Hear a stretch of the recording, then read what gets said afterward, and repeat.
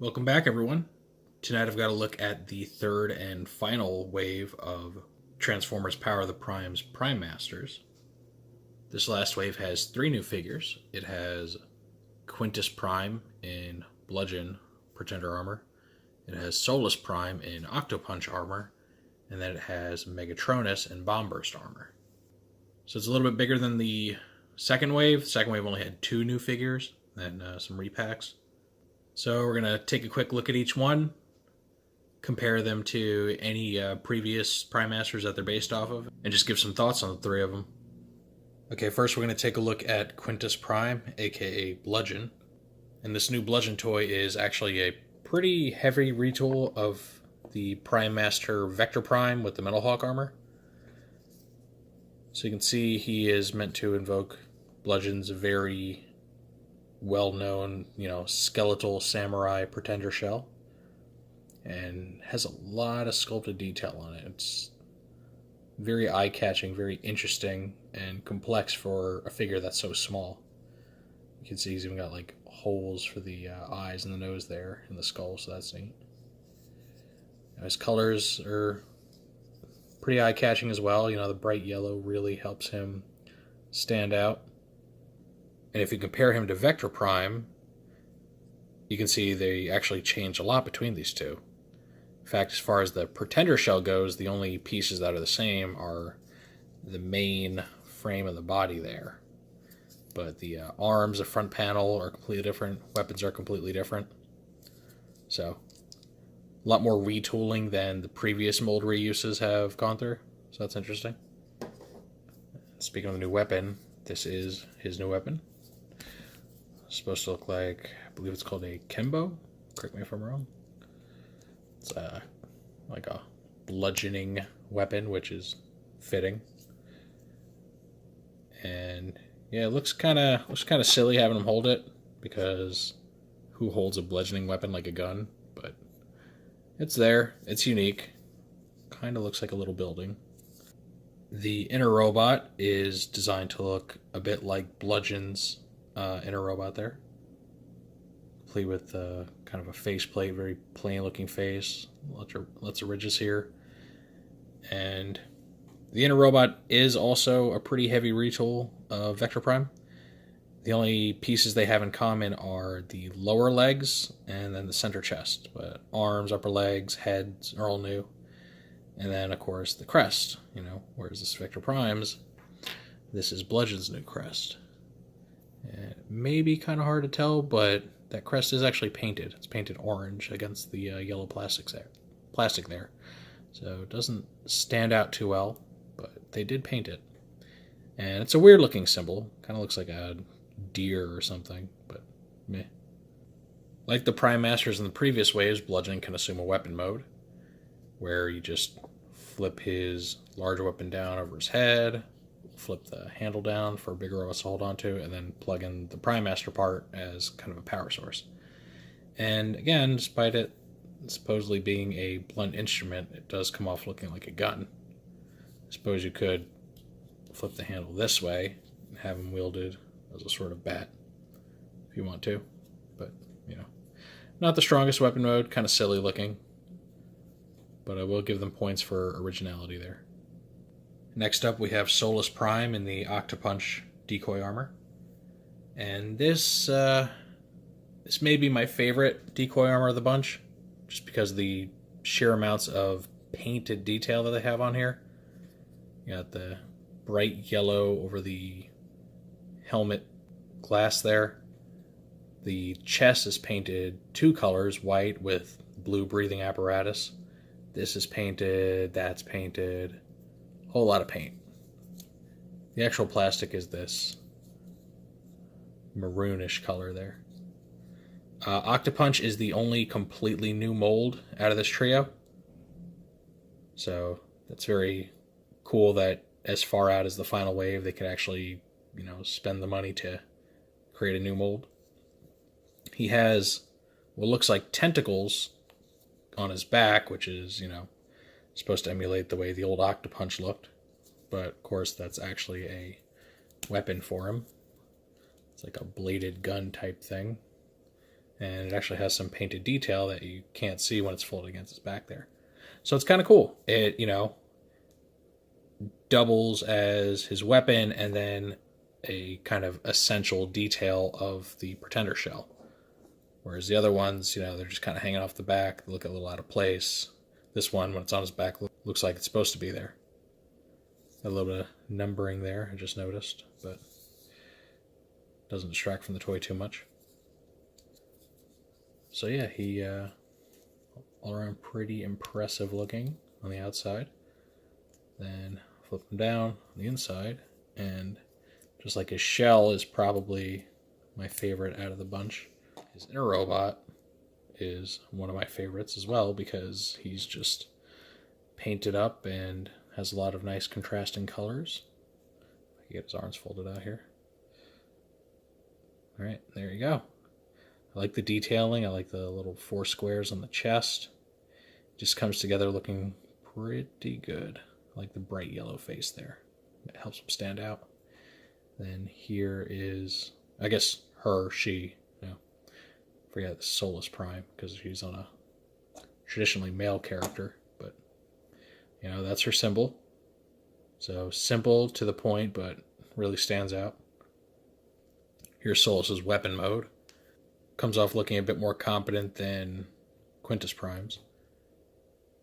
Yeah, it looks pretty cool. This would work pretty well being wielded by some sort of nautically themed transformer. And just like the other modes, just very eye-catching, very nice to look at. And lastly, we have Megatronus in the Bomber's decoy armor. So it's got Bomber's classic bat/gargoyle motif going on there. Has a lot of really nice sculpted detail, just like his other wave mates. They really nail the coloration for the Pretender shell and how it's supposed to look. Even the contrasting grays here. And the Bomber shell is, in fact, a retool of the Wave 1 Skullgrin Pretender shell. This one shares a lot more with his predecessor than the Bludgeon one did. Same arms, same frame, even the same weapon. So in this case, the only thing that changed was the front panel here. But because of the differences they do have with the sculpting in the front and the color, you may not, immediately recognize that they're really from the same mold. Except, I guess the weapons it did give away, huh? Alright, minus that. But yeah, regardless of which version you have, they're both really cool looking. Really fun little toys to have in your collection there. Here's Megatronus' inner robot. Very plain looking. Just 2 different types of gray and then silver on the face. And unlike Quintus's inner robot, he has not been changed from the original mold at all. No changes made. No arms, legs, heads, nothing. The only difference in molding between the two is the new glyph. And this is what it looks like. Kind of almost looks like blood spatter or something. It doesn't help that, this is done up in like a reddish color. And the background around that, maybe hard to tell, actually is a different color than the border.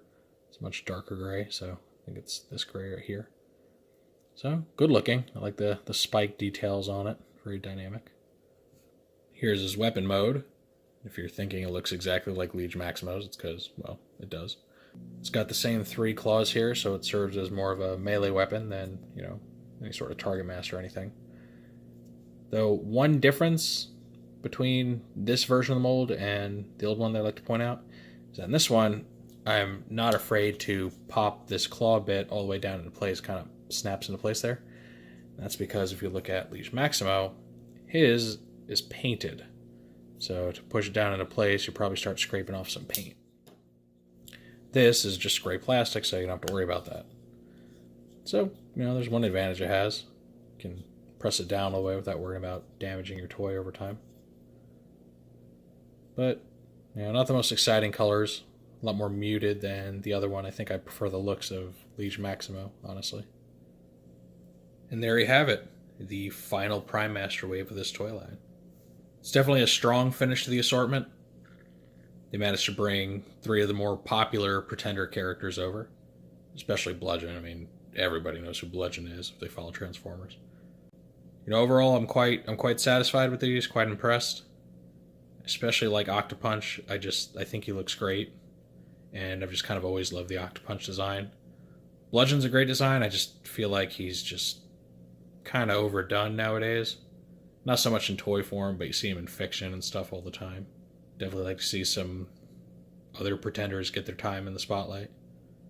But yeah, I mean, I really like these. I'm glad I was able to track them down. If you are lucky enough to find them, in stores or online, definitely recommend picking them up. This is probably, in my opinion, the strongest wave that's come out of the Prime Master assortment.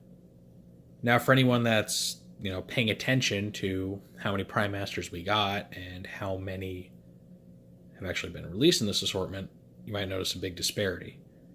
In fact, there's only, 8 of the 12 that were made available? And that would be a correct observation. Only 8 of the 12 Prime Masters are actually being released with a Pretender shell. The remaining 4 are being released with larger figures.